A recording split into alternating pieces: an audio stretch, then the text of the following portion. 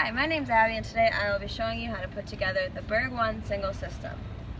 First, you will need your fuel line, your male coupler, your elbow fitting, Teflon tape, and then of course the female coupler and the threaded male fitting.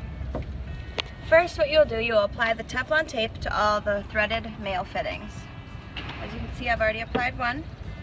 What you'll want to do is go with the thread and wrap it 2 full times, but to make sure you don't get it on the top side of the fitting because you don't want to block any fuel from coming through.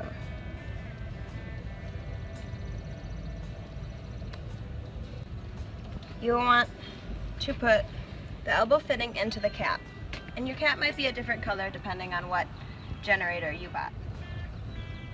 Once you tighten it enough with your hand, you'll want to grab an 11/16 wrench and tighten it the rest of the way. Then you'll want the male coupler to go into the elbow fitting. And once again, once you tighten it with your hand as much as you can, take the 9/16 wrench and tighten it the rest of the way. And then you'll remove the cap and make sure you have at least 20 minutes of gas in it, at least.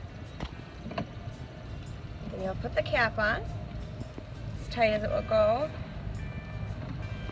and then this threaded male fitting will go into your gas tank that has to have a drop tube.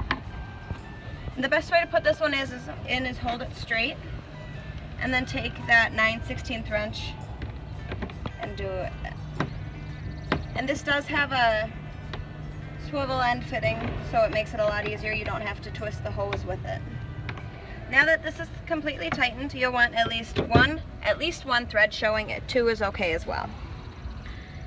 And then you'll connect the female and male coupler, the snap fitting, and then you'll start your generator up as normal.